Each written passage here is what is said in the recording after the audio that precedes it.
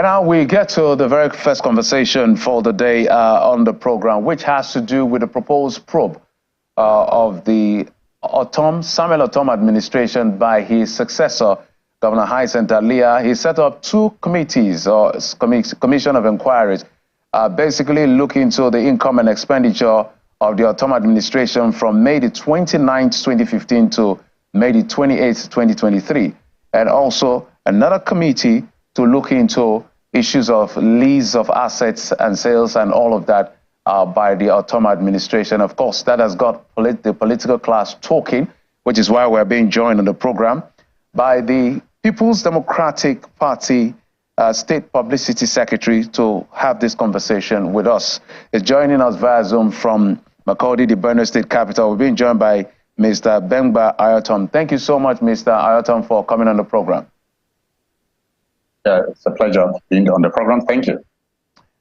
Let's take your first and initial reaction as a political party to this development by the Alia administration to probe the government of former governor of the state, Samuel Ortom. Yes, thank you for the question. And I must quickly establish that His Excellency Samuel Ortom, the immediate past governor of Benue State, has already reacted to the action by the executive governor of Benue State to probe his tenure of office. The immediate past governor has issued a statement to that effect and has expressed his willingness to avail himself before the probe panels that have been so put in place by the Alia administration, of course, as long as they operate within the ambit of the law. Having said that, the PDP has no problem with that. This is an administration that from 2018 was under the control of the party, and we have a sense of satisfaction that the government of His Excellency Samuel Ortom conducted itself in line with transparency, accountability, and in line with the manifesto of the party, the dividends of which are there for the people of Benue State to judge in terms of capital projects, in terms of social amenities intervention across the state, and also to the extent of taking care of workers' welfare as much as the resources available to the administration allowed the immediate past governor to do. So it's a welcome development. It's a welcome development. The immediate past governor has said that he will avail himself. And he has also called on appointees of his government who will be required to appear before the probe panels to avail themselves and answer questions as they may be required to do so. My impression, Mr. Alia-Ortom, is that the former governor, is not worried, neither is the People's Democratic worried. One of the things that is of concern that we understand is allegedly, that he inherited a debt of, Governor Hyacinth Alia inherited a debt of over 358 billion naira, but the Ortom administration has claimed that they left a debt of about 175 billion naira by the record. But looking at the two claims, I want you to help us understand what is the right fact here. On one hand, 350-something billion being debt claimed by the current administration, and former Governor Ortom saying 170-something billion. But as at today, when you look at the MBS record from domestic to foreign debt, looking at the exchange rate, that debt stands at about 275 billion naira. So the question is, where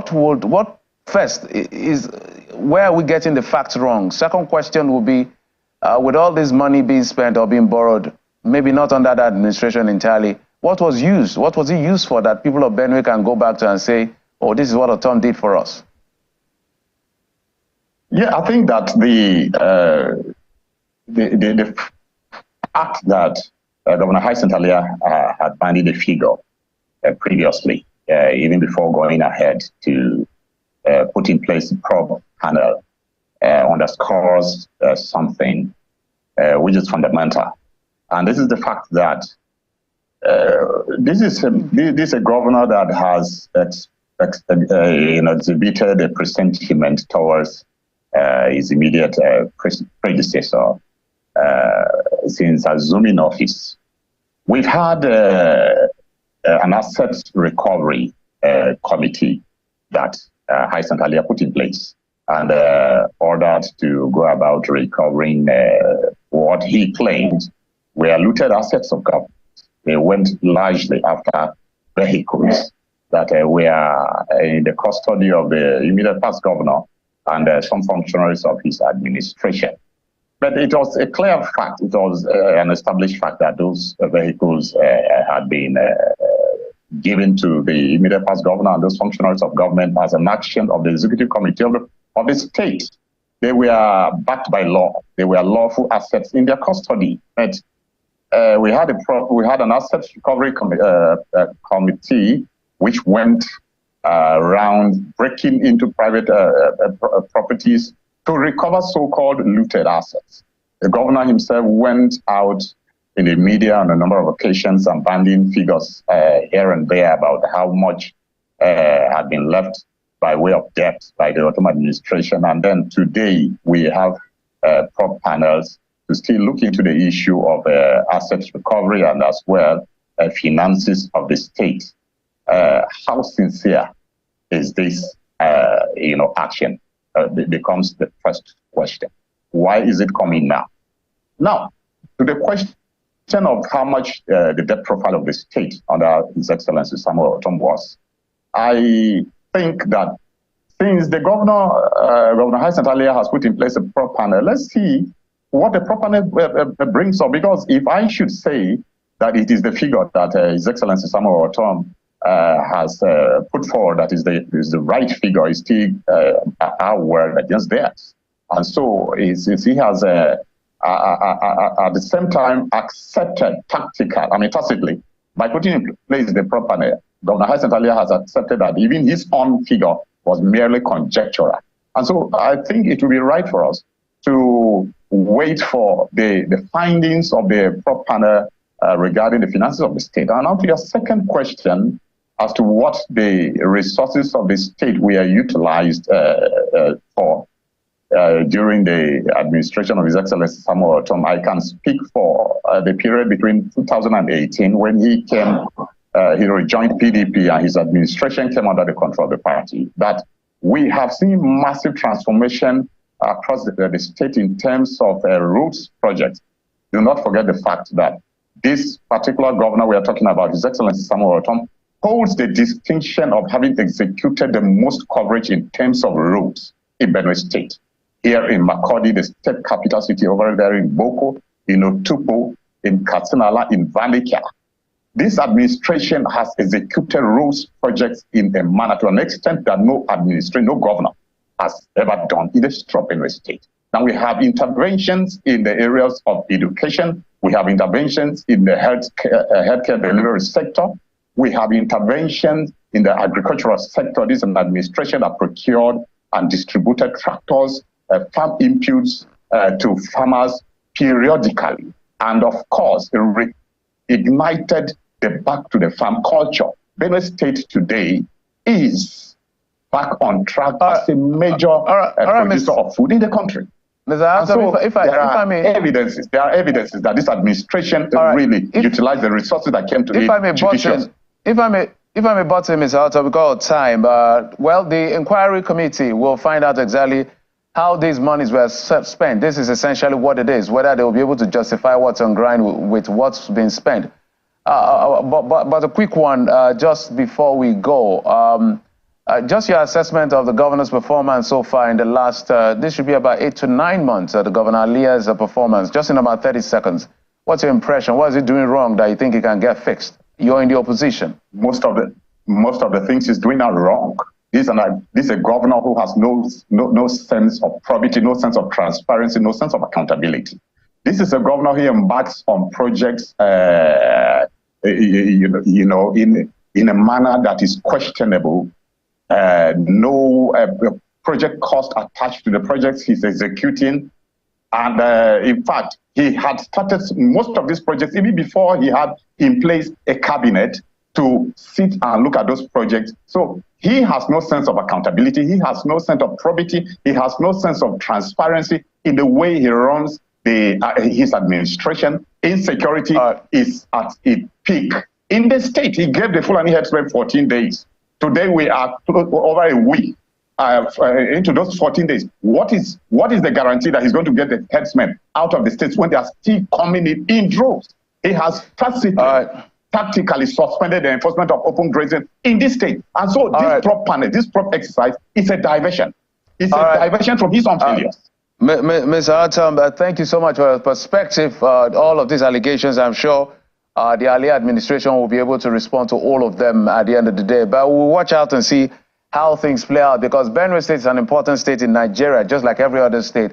We're having issues about food, and Benue State is known as the food basket of the nation. So what happens in Benue affects the entire nation. I must thank you, Publicity Secretary, Benue State of the People's Democratic Party, Mr. Bengba Alia-Ortom.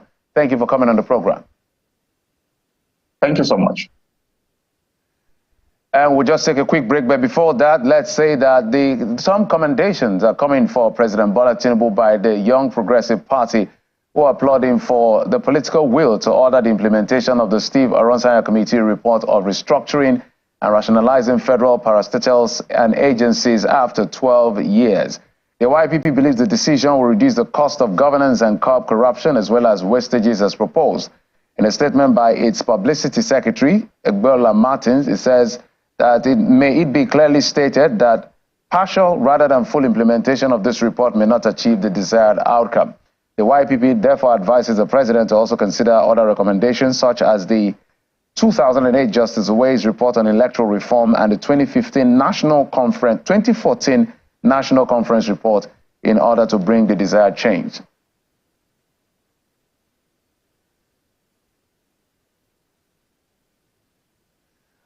Let's now switch gears to Lagos State in Nigeria. The president is expected in Ondo State today, but tomorrow the president will be in Lagos, the commercial nerve center of the country.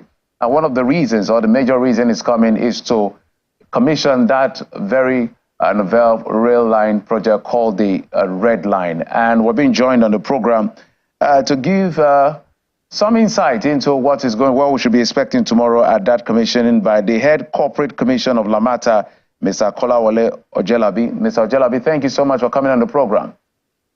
Thank you for having me. So let's get straight to it. A lot of people hear red line and blue line and all of this line. Basically, they are all rail lines. But before we go to preparations for the president's visit tomorrow to Lagos, what exactly is the difference and where do they cover? Okay, the red line is the new line that we just completed, the first phase of it. The red line will move from Agbado to Oyingbo. Now, the full length of the line is 37 kilometers from Agbado to Marina, but the first phase will stretch over a distance of 27 kilometers from Agbado to Oyingbo. That is a red line. And the red line, this particular phase has its stations that have been completed. This particular one will be driven by diesel, in contrast distinction to the blue line, which is electricity powered. So for the red line, we have DMU, diesel multiple units, whereas on the blue line, we have EMU, electric multiple units. In terms of the difference, the blue line has its own dedicated tracks owned by the Lagos State government. But the red line, we are sharing tracks with the Nigerian Railway Corporation on their Lagos-Ibadan Rail project. Okay, so let's get to some details of all of this. How will this project impact on the economy of Lagos as well as the entire country? Because we call this the commercial nerve center of the city. How much of impact is this going to be for the economy of the state as well as the country?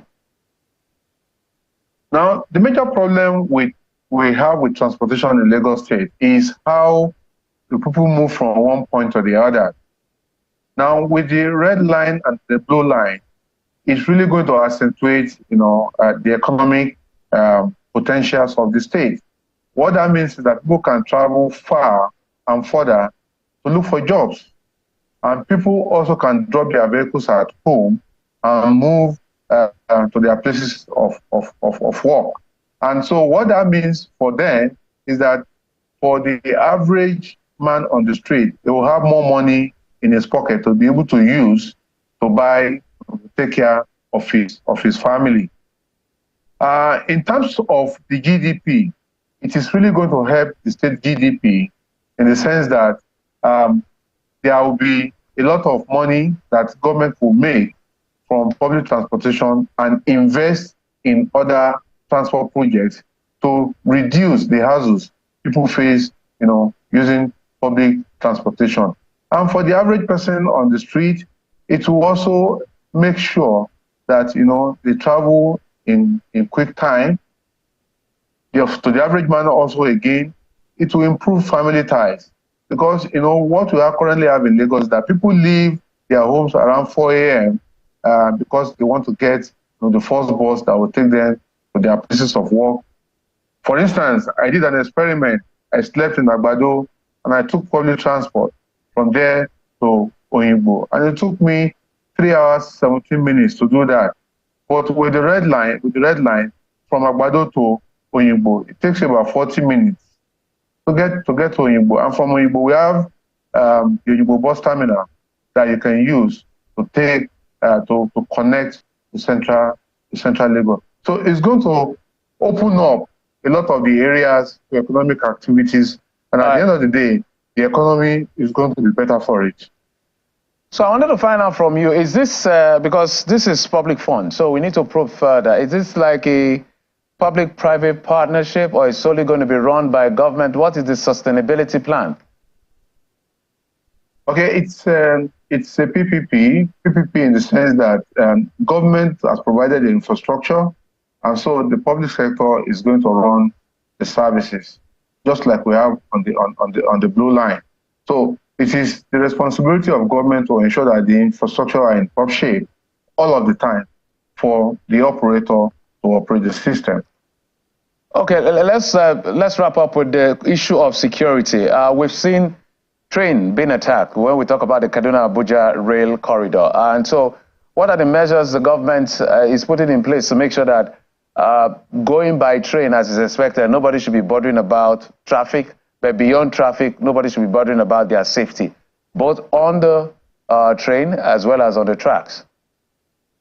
Okay, for the red line, for instance, you will notice that government in the recent time have been clearing the tracks to ensure that those who don't have business on the tracks are not there. And the tracks is not a place where people sleep, it's not where people trade, it's not where people jaywalk. So government is clearing that tracks. And at each of the stations, each of the stations is being fenced off so that people do not incurse onto the rail tracks. So in terms of security, or for instance on the blue line, we have over 300 CCTV cameras on the tracks and also in the stations. And each station has a control center where activities within the station and on the tracks will be monitored. Then on the tracks itself, we have what is called red detector. So if there's any infraction on the tracks, there's an alarm that will sound, and we can easily track where that alarm is coming from, and go to that place and make sure that we'll fix it and probably apprehend those who are there. Then for us, we have policemen that have been brought in to ensure that they ensure security along the track. On the train also, we have the Lagos Neighborhood Security Corps, who are also safeguarding both infrastructure and those running on the train. All right, Mr. Ojelabi Kolawale, Head Corporate Communication of Lamata. We wish the Lagos State government all the best. Thank you so much for coming on the program. Let's move on now to other stories. The Minister of the FCT, Mr. Nyesom Wike, says President Bola Tinubu's administration is making progress in solving the challenges of the country. Mr. Wike, he said this during a courtesy visit by the British High Commissioner to Nigeria, Mr. Richard Montgomery, in Abuja. The minister was responding to the commissioner's concern about the economic situation in Nigeria.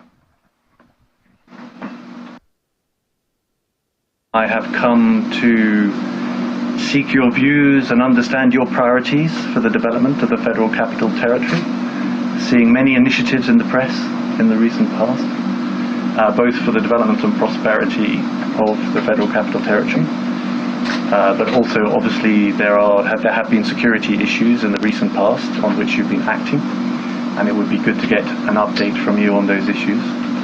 And then on the economic side, we really hope that there is, we realize times are tough now. People are facing a cost of living increase, and we realize things are tough, and we all pray for a good next harvest and food security improves. But we are also conscious that the long-term prosperity of Nigeria comes from the tough reforms that the government is putting in place, which will, we believe quite strongly, will put Nigeria onto a higher growth path, creating more jobs and better livelihoods in the future. The UK and Nigeria have had a long relationship. Also, the relationship between Nigeria and UK dates since years ago, from the colonial period down to when we had independence, and the relationship has grown stronger, stronger, stronger. So I'm not going to be in doubt if you have enhanced your business relationship with the federal government. You did have asked about priority. Our priority is centered on the priorities of Mr. President, on the renewed hope agenda, which of course you know has 8 priorities. And we cannot say that we have been able to solve all the problems. But it is important to know that we're making progress, particularly on the issue of security which you raised, which has been a sort of concern not only to residents, also to the diplomatic community. And that's it on the program. Thank you so much for your time and, of course, your usual company. I'm Jeffrey Ozongo. You've been served on Lunchtime.